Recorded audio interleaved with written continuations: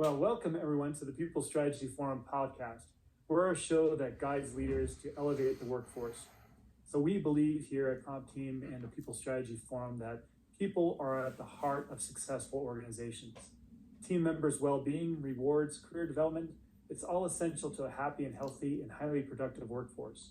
So this show discusses the practical and effective leadership strategies for executives, senior professionals, and talent managers overall. So first of all, I would like to introduce our hosts that we have here today. So we have Char Miller. She's a dedicated people strategist with a deep expertise here in the United States and an entrepreneurial spirit at heart. So Char does a lot of great work in building businesses and in coaching others. So welcome, Char. And we also have Smit Singlet. Smit has a global reach. He's broadcasting out of India.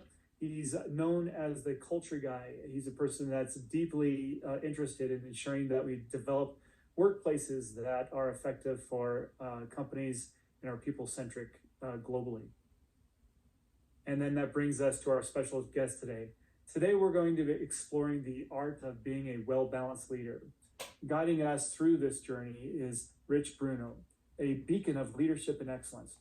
With a distinguished career as a previous senior leader at Johnson & Johnson, combined with a decade of entrepreneurship and coaching executive leaders, Rich embodies the very essence of what it takes to be a transformative leader overall, and doing it with style. So his expertise in fostering talent, operational excellence, and respect-based culture has made him a sought-after coach and consultant. So join us as Rich shares invaluable insights on achieving excellence and balance in leadership, ensuring that you leave today with a session that's going to empower you to the next step of what it means to be a leader in your business. So welcome, Rich. Thank you, Sam, Char, and Sumit. It's great to be with you. I'm really looking forward to this conversation to talk about how we could be most effective in our lifestyles, whether it's professionally or personally. Yes, being a well-balanced leader.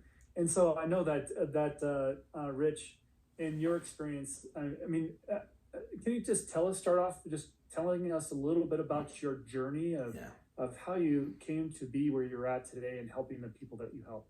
Yes, absolutely. So I'm a retired 30-year supply chain leader, most recently from Johnson & Johnson.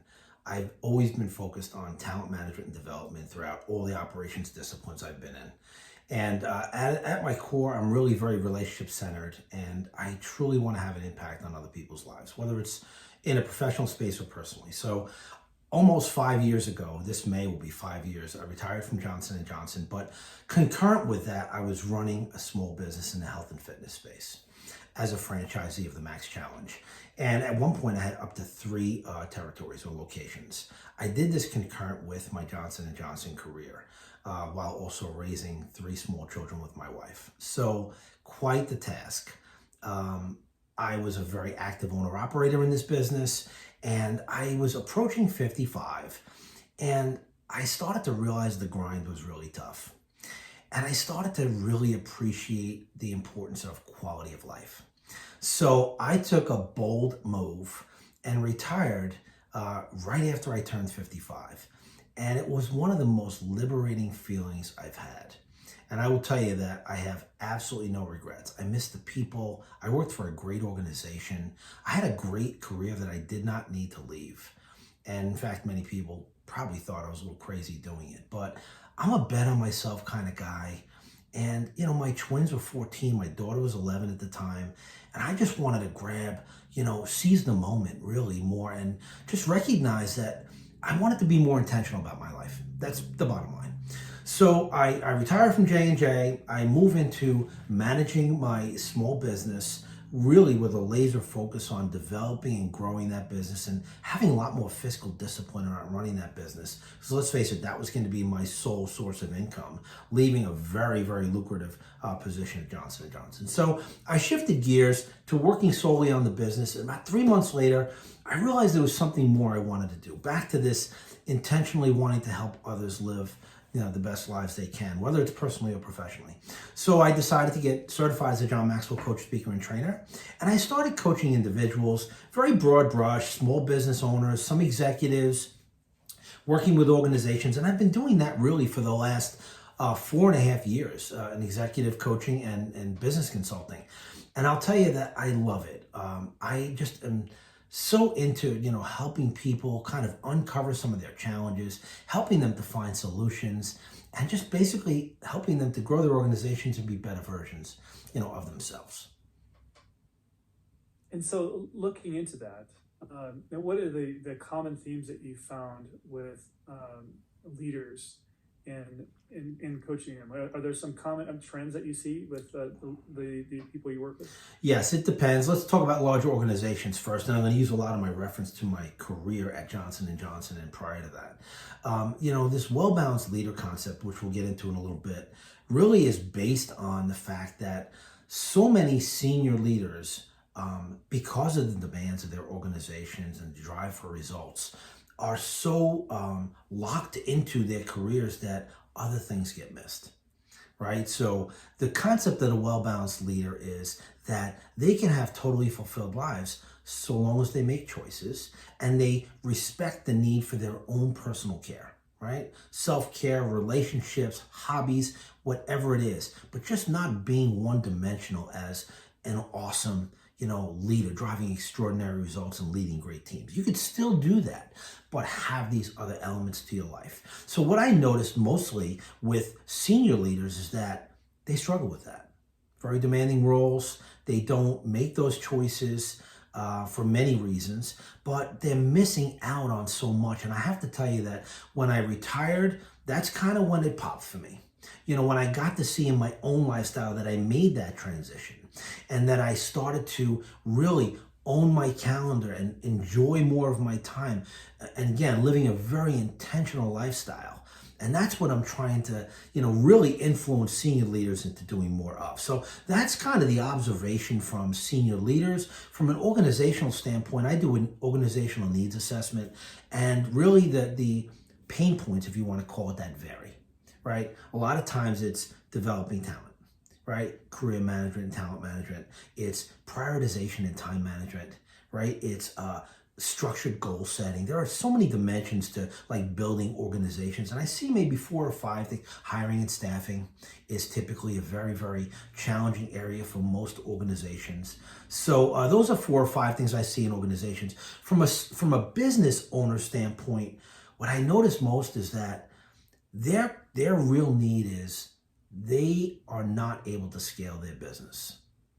They just don't have the wherewithal, whether it's lack the ability to delegate, bring the right people on board, putting the right people in the right spots to help them to be successful. Sometimes they lack the business acumen, right? The financial acumen to really understand how to build the organization or their business to even greater levels. So the typical ask of business owners is, help me to scale my business. Not sure what I should be spending my time on. What's the portfolio of products and services that I should ideally offer my customers, members, what have you. And I work with them along those paths. And like I said, extremely, extremely fulfilling. What are your thoughts, Sumit? I mean, is what Rich saying, does it resonate with you as far as what you see leaders struggle with in other locations around the globe? It does, because I think the temptation to squeeze in every possible thing into those 24 hours is great. But at the same time, it's good to see things like, so I was reading this book called Slow Productivity a few days ago by Cal Newport.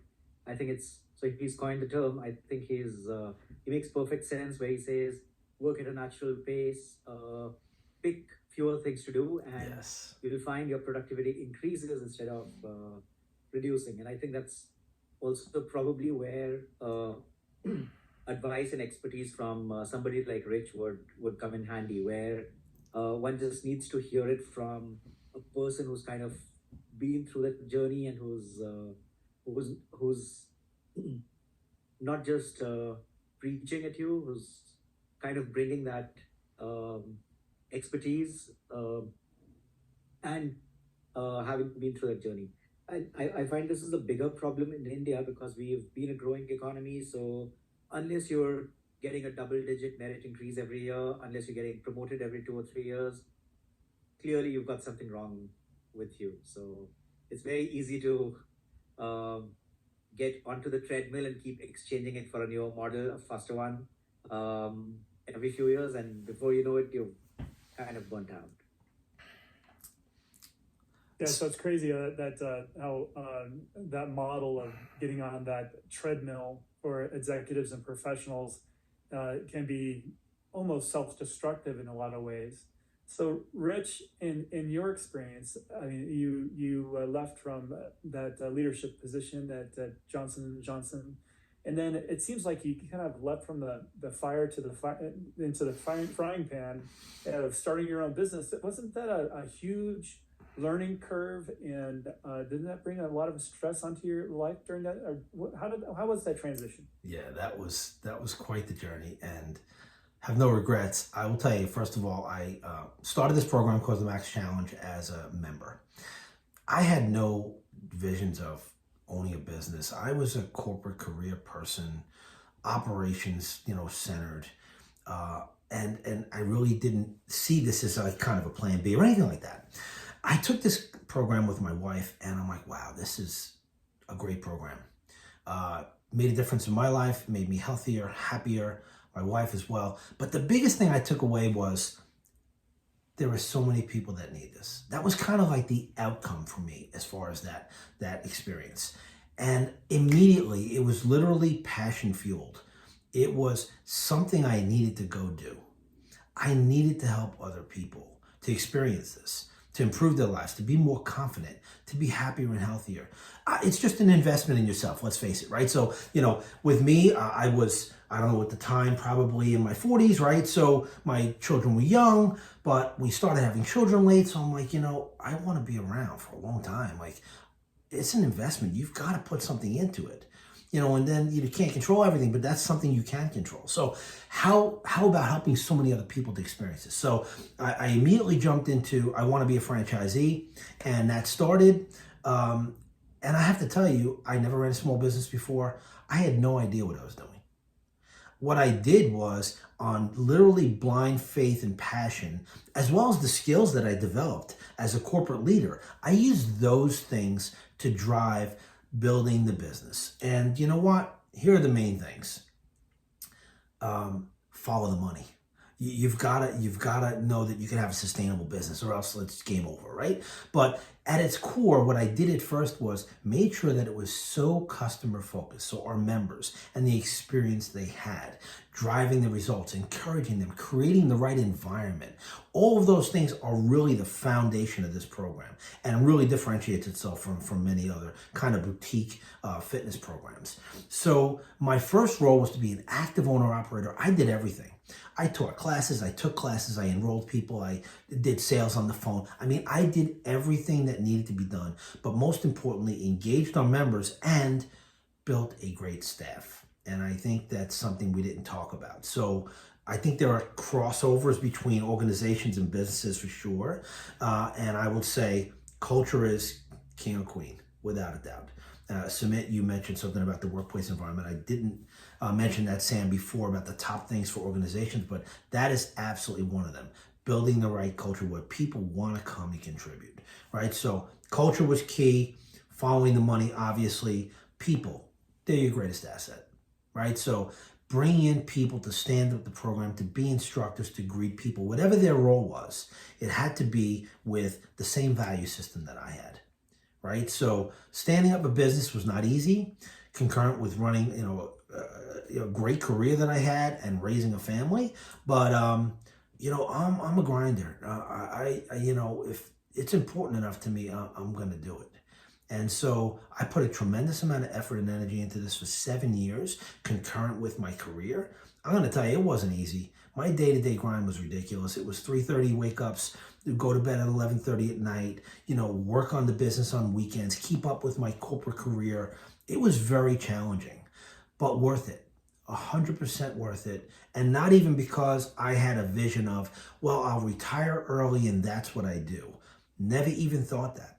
It wasn't until I was about 54 and a half that I'm like, this is really a tough grind. Like, this is hard. And I did my due diligence. It wasn't a willy-nilly, I think I'll just stop working now. I checked the financial box. I reached out to really important people in my life to say, hey, does this make sense? Can I do it? Checked in with my wife. I'm like, I really want to do this. 100%, like, didn't even bat an eye. Let's do it. 100% supportive. And the rest is history. I mean, I'm living my best life. I am absolutely, without a doubt, living my best life right now. Well, I know that's a fan for what Char's motto is, living your best life. Would you agree, Char?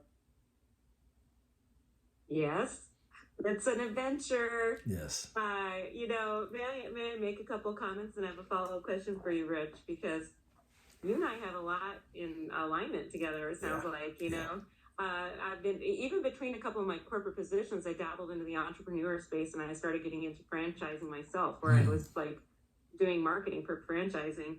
And one, I found out I'm not a salesperson. Or not, but I am a salesperson. I just do it in the Char way, you know what I'm saying?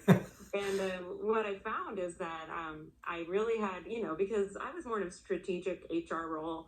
I had a whole IT team. I had a whole, an HR admin assistant. I had all my resources in my corporate position. So I was kind of well taken care of so that I could really focus on strategic work with my business leaders. And so when I jumped into more entrepreneurship, particularly in franchising, in that particular frame, I was like, oh my gosh, I got to set up an email. I got to figure out how to funnel my marketing system. I got to, I think at the time, I don't even know what social media was, but, I got to try to call my cold call list and send out emails to all my hundreds of people.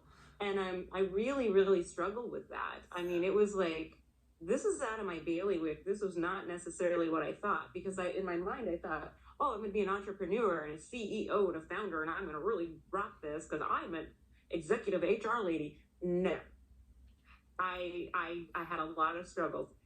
So, I can relate with that. So I realized I really needed some kind of I put together my own one-page business plan. And I decided I'd treat my consulting and franchise selling and later HR consulting as business. Like, I put together a business strategy, I put together a business plan with goals, objectives, etc. And I found that helpful to me, because if I treat my own consulting like a business, like a true business, because I sat at many boardroom tables, I should understand how to do this. I found it helped me. Yeah. So, Rich, I mean, when you talk about the tools that really help someone like you that's transitioning from more of a traditional corporate role to more of an entrepreneurial consulting role, what kind of tools do you recommend that perhaps that professional or executive making that transition look to help them succeed in that transition? So that's a great question. First thing I want to focus on is the mindset, because I think that's really key, right? So I never had a doubt that I could do it. I say that I have a positive mindset, not bragging way in any way. I have an engineering background. I'm a problem solver. Okay, so I don't face something. I don't face something with this daunting. There's no way I could solve for this. I will find the solution, and I do believe that wholeheartedly. So for me, a couple of really important tools, I'll call them, is your mindset. Of course, you got to believe in yourself. You should be passionate about what you're doing. That's just a principle I have. Like, if I don't get out of bed in the morning, my feet hit the ground, I'm jacked up about what I'm going to do, I'm not going to do it. I'm going to do something else. I think that everyone should have that enjoyment in life. And so it's corporate or personal. So that's a principle, right? So have the right principles, right? Belief system, the passion for what you're doing. Know who to ask the right questions to get the solutions that you can't solve for. Right? Business owners, they don't have the financial acumen. Okay, do you have a good bookkeeper, accountant, someone that's going to give you the right guidance? That might not be your expertise. You have to pool the resources you need in order to drive the results. You shouldn't have to be an expert in everything. Great leaders are not that, right? They just know how to surround themselves with the right people to get the results they want. right? So Right. the tool set really starts with, you know, look, you're going to be building from the ground up. Recognize that a lot is going to be unknown. Approach it with a problem solver's mentality. I can overcome, you know, adversity is present all the time. We had COVID. The gyms were shut down for 6 months. It could have been game over, but it wasn't. Yeah. We found the solution. We pivoted, right? So, you know, being a good decision maker and a quick decision maker, that's a really great skill set. Don't ponder things till it's perfect, until you have every I dotted and T crossed.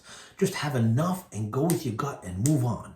You make a mistake, you'll course correct. So don't get stuck is what I would say about that. Yeah. And then, you know, in terms of the business that you're developing, you need to understand the business, the model you want to go, you know, forth with. As you said, Char, you know, hey, the strategy is really important, right? Be invested in your customers. Without them, you don't have a business. Always surround yourself with the right people as far as a staffing standpoint, and get involved in your community if it's a small business. Those would be the things I'd say absolutely essential, that will help drive business success. Now, you know, it's not just that. You have to continue to nurture and build it, right? Well, you know, I resonate with that because, you know, strategy is, in my definition, strategic allocation of resources and building your own unique system in order to achieve your goals and results, in my view. And I have to say, even though I was a leader of a team of employees, one of my opportunities in my competency area was around my delegation skills. Because, you know, I was one to want to solve world hunger and do it all. And the executive boardroom needs that PowerPoint by 7 a.m. tomorrow morning. So I'm staying up all night doing an all-nighter trying to create a PowerPoint instead of having my employee do my PowerPoint. Yes. So even when I became an entrepreneur, I had just an awareness that I need to build on the competency of delegating and identifying those resources, allocate those resources to the right avenues. And also as an entrepreneur, there's a cost aspect to that too. I mean, if I hire some IT support, or if I buy a platform to help me organize my contact list or emails, I mean, you have to invest too. I mean, a financial aspect. So you invest not only in your well-being, but also just invest in your business and trying to build that up. And sometimes quite frankly, I'm proud of you, by the way, Rich. I'm going to say one thing. I am very proud of you. It sounds to me that you were still working in some form of a corporate position and trying to build your enterprise. Yes. Right? You're right. 7 years. When I do career coaching, I say, please don't quit your job quite yet. You might be disgusted with your boss and things are frustrating. Hang in there, hang on to the benefits, hang on to the pay, and build your quote side gig or your thing. I mean, so I'm proud of you, but I don't know you, but I'm proud of you that you really took the time and invested in yourself. Yes. To become, you know, this great person with an amazing legacy. Yeah. So that's awesome. I appreciate that very much. Like I said, it wasn't easy, but it was fueled by passion, and I wanted to make a difference.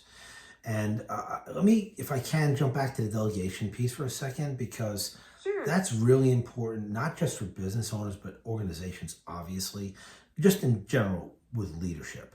And here's what I would say about that. You know, there are a lot of reasons that people don't delegate, right?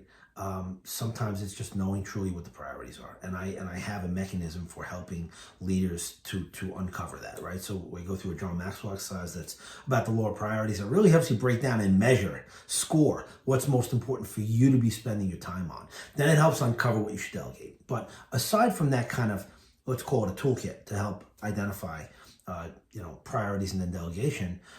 Delegation is missed for a number of reasons. One of them is leaders don't trust anyone else to do it the way they would do it.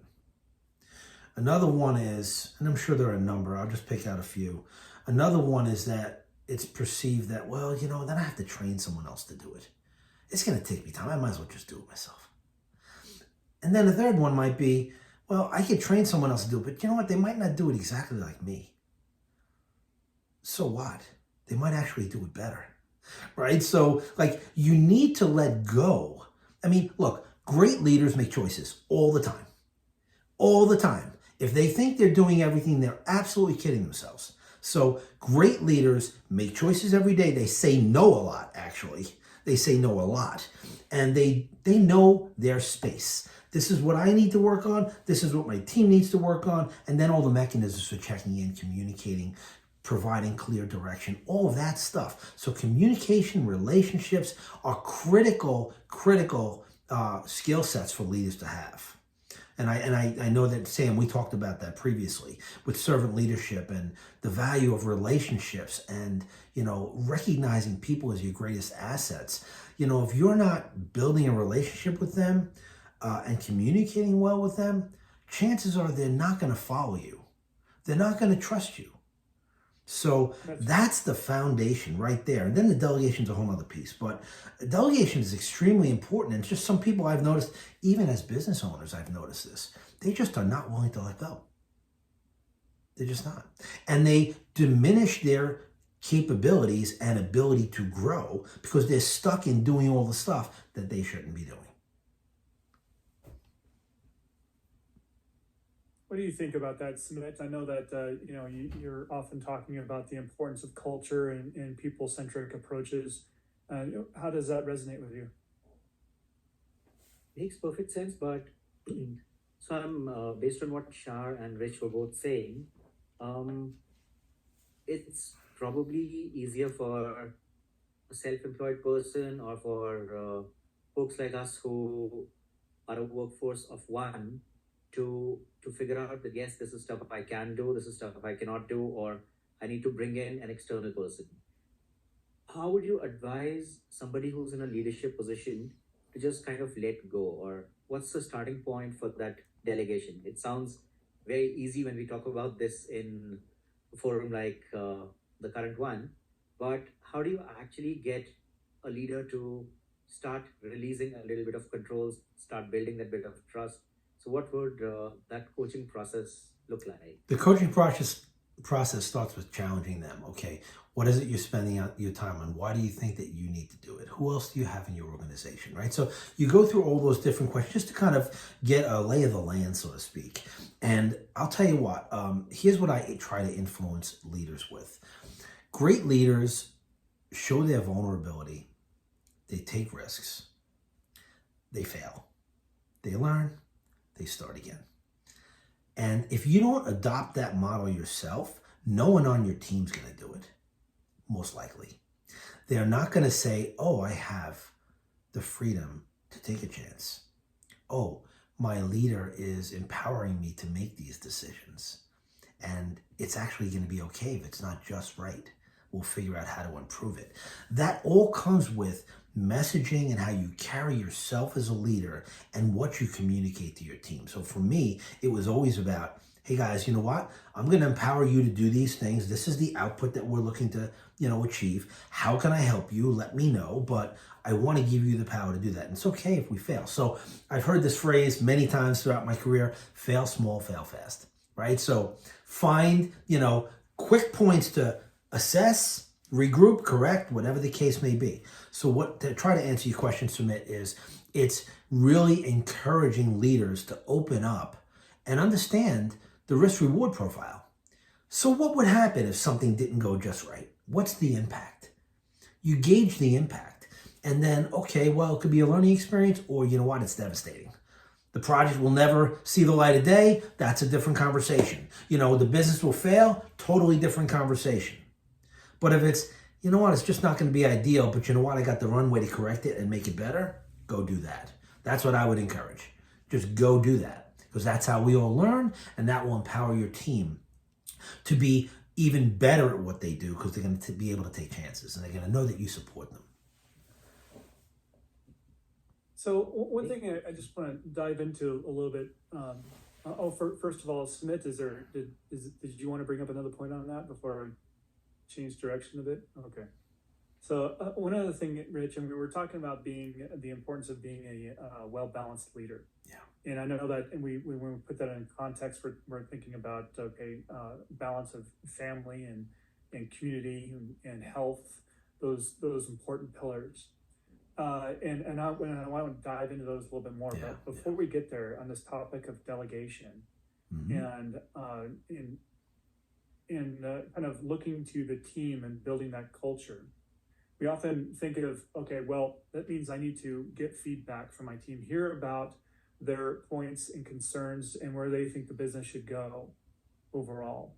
And sometimes you can bring in people that have very dominating voices as part of that team overall.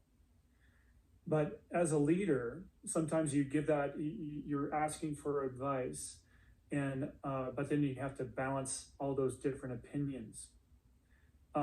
So how important is it to ensure that is to be an overall democratic leader where you're getting all these different approaches, or and then also balancing the needs of where you're planning to drive the business and its mission.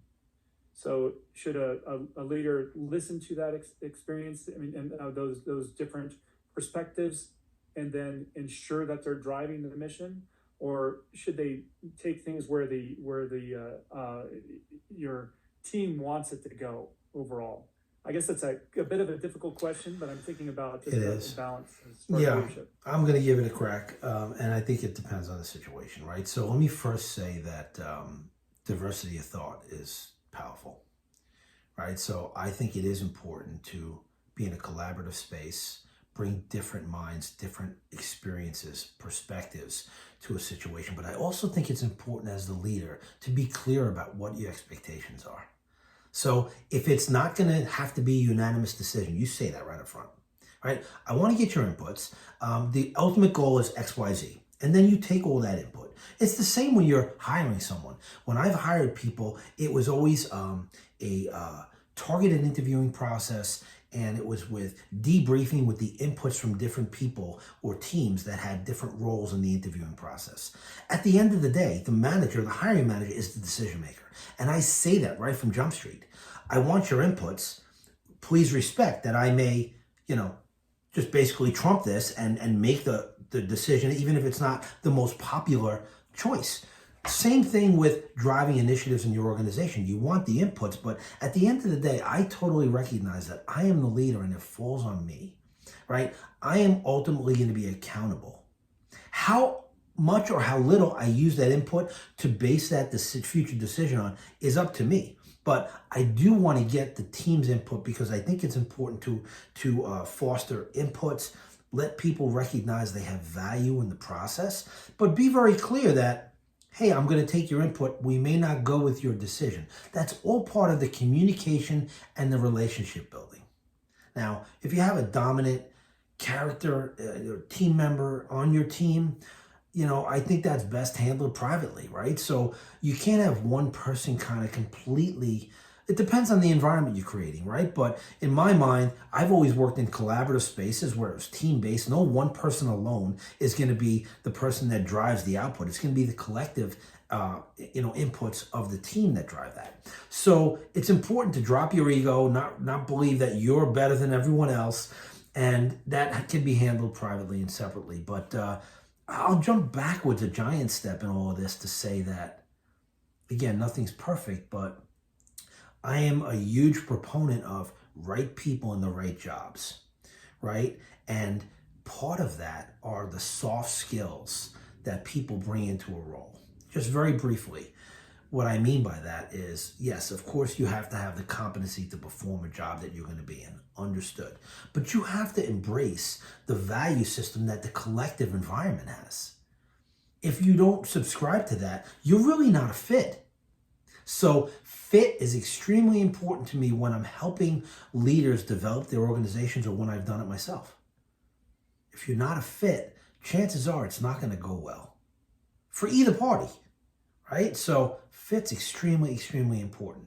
Hopefully that, a very, very long answer, but hopefully that addressed some of the points that you were asking me about earlier. And just a point of clarification, and sometimes, the fit may not be perfect at this moment, but the business is developing and growing, and so are people and so forth. And so where should we take things as a leader? I mean, are we looking for perfection, or are we looking for the evolution? Evolution for sure. It is not perfection. I think you have to even drop that term and not expect things to be perfect. It just puts a lot of pressure on a lot of people, right? It slows down progress, actually. If you're waiting for perfection, 80% might be good enough, right? We need to move on. What's the outcome we're looking to achieve? What's the next thing that we want to go after? So I think back to the diversity of thought, that's very important, right? Someone could have a slightly different point of view, different way of approaching things, and maybe we go with that particular perspective. That's fine. It's not that we all have to be in harmony and it has to be perfect and we're dotting every I and crossing every T. Honestly, I just don't think that's reality. Not in this fast-paced environment that we operate in today. We're driven to get results at a fast pace. We cannot slow down for, well, you know, if we only did this, this, and this, it'd be a little bit better. You have to understand what's good enough and be able to move on. So let's take that into perspective of being the well-balanced leader. Yeah. I mean, many of us as leaders, I mean, we're not perfect. Some of us have rough edges where, you know, maybe our skills are not as good as they should be in certain categories. But taking that in the context of moving the needle to improving ourselves and doing it sustainably, you know, so a lot of us, I mean, just if we just take the exercise program, the New Year's exercise program, right? You know, we have great intentions and lofty goals, but it turns out sometimes not to be sustainable in many cases. Yeah. So what does it take for a leader to prepare for that journey and then make it sustainable and move the needle a little bit at a time to ensure that they're going towards success? So I'm going to give an overview of the well-balanced leader concept with the 5 pieces of the pie, and I think then it will all kind of tie back to your question. Overview, and then we could dig deep if you want. The well-balanced leader is a concept that I developed last year, and it was born out of, it's not just about the work, right? We can have totally fulfilled lives. And there are 5 components, and some of them are locked into professional space. Leadership excellence is the first one. Time management mastery is the second one. Delegation, right? Decision making. All of those things. So leadership excellence and time management mastery are kind of like half of the pie. If you just imagine and visualize a circle, and I have this on LinkedIn, I actually have a community that I formed for it. You'll see the 5 pieces. Half of that pie is leadership excellence, time management mastery. The whole left side of the pie are more personally motivated. Self-care, we talked a little bit about that. Continuous improvement and development, which is going to get at answering your question. And then creating your legacy. Those 3 things, I think, and we got some balloons going up here, I guess, because my fingers are up, right? But, you know, those 3 components, if you will, are really centered in, okay, as an individual, what can I do to be my best self and to be completely fulfilled?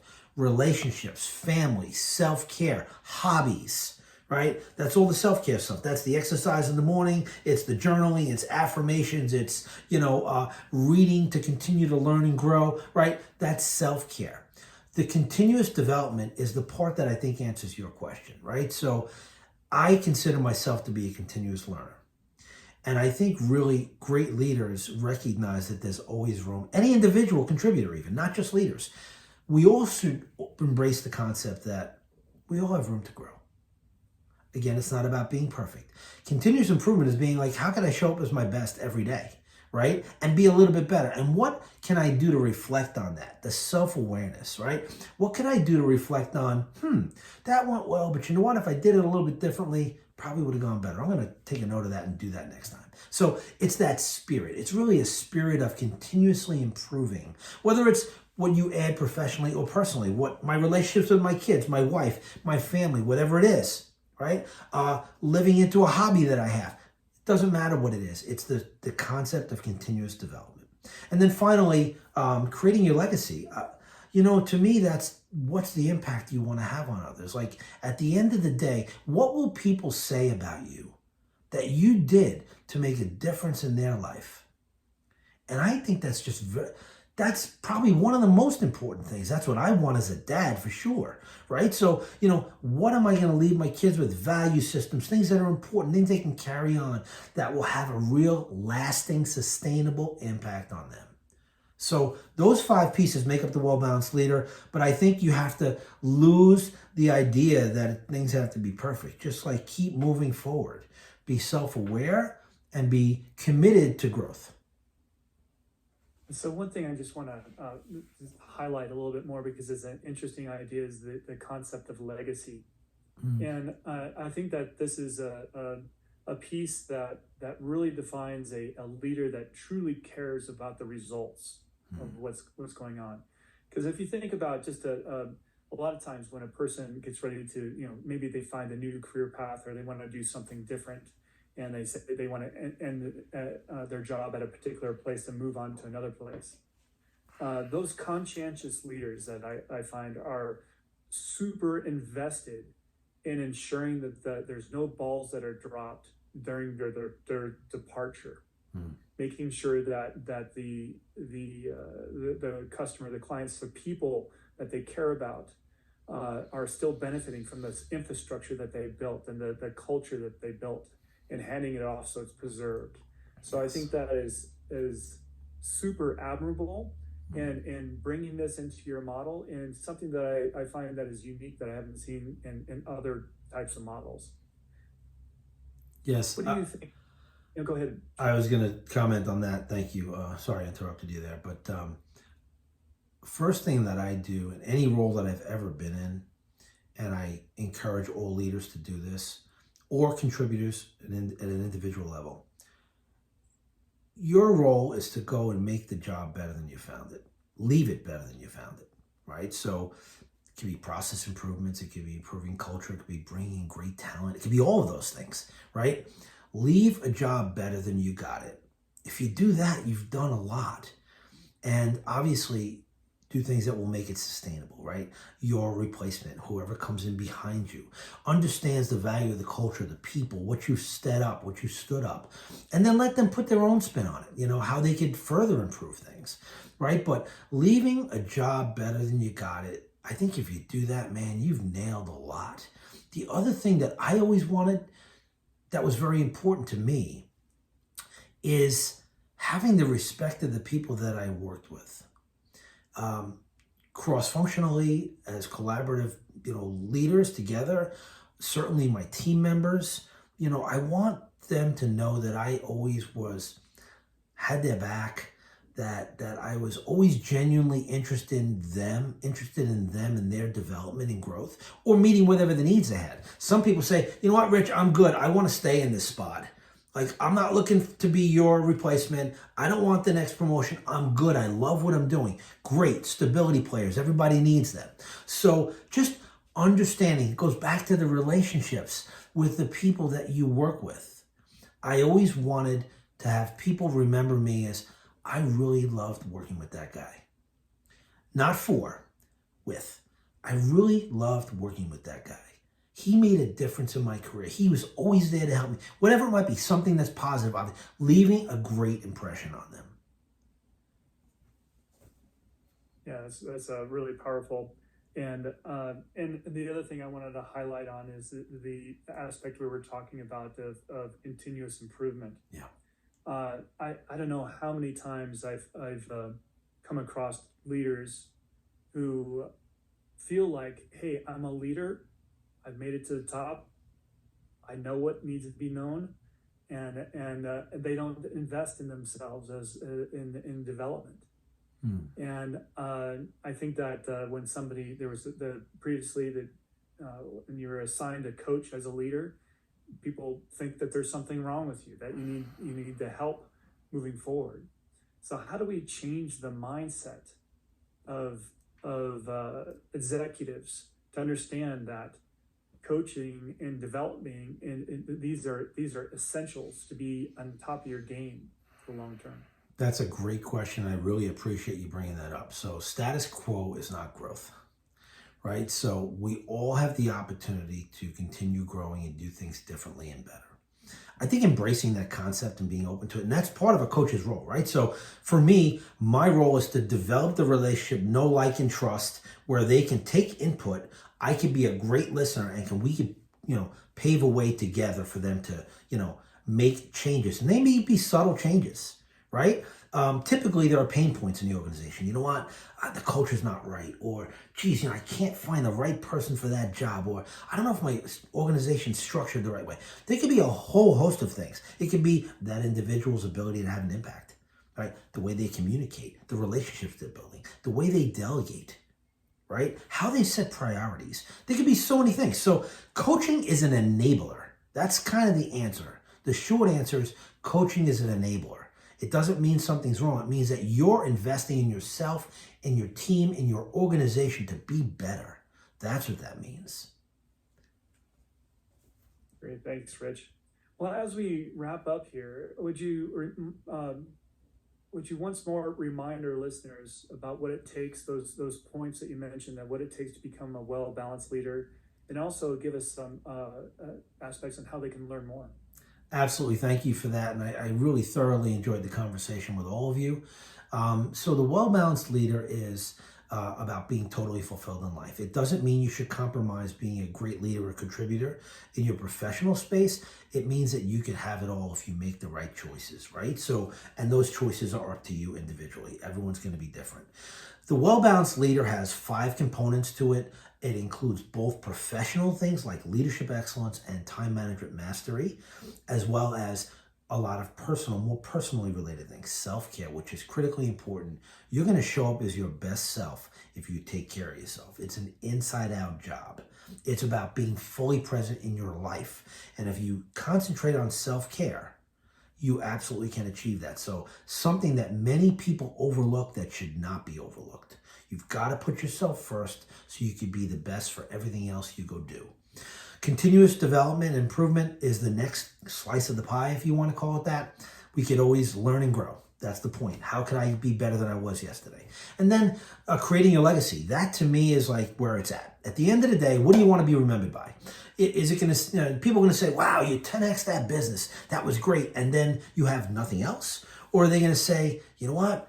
This person 10x their business. What an amazing leader they were. But look at that wonderful family they had. They had these great hobbies. They aspire to be like that person, right? Because of how they carried themselves in their lives. So that's the well-balanced leader.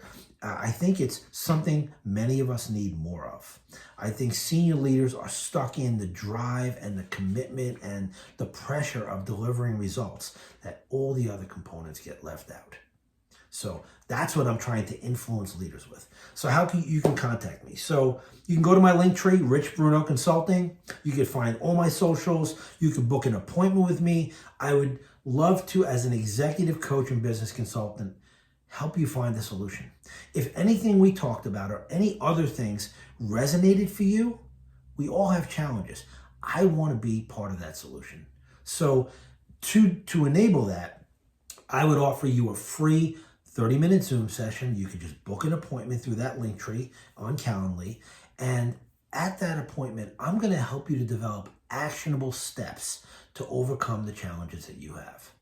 So that's what I would offer. And I genuinely do want to help other people. So I hope that many of you will take me up on that offer. It's a free session, by the way. I don't know if I mentioned that, but yeah, I would just genuinely like to help others. Great. Well, thank you so much, Rich. What a generous offer. And, that's one that I encourage everybody to take. I might do that myself as well. Great. So, Rich, thank you so much for the conversation today. It's been such an impactful discussion. I know that it's meaningful to a lot of leaders out there to really find that balance in their lives and becoming the leader that they want to be. So thank you so much for joining us on the People Strategy Forum. Thank you for having me. It was a pleasure talking with all of you. Thank you, Rich. Appreciate you. Thank you, Rich. Thank you, Char. Same. All right. And to all our listeners, we'll see you next week on the People Strategy Forum. Take care. Take care. Bye.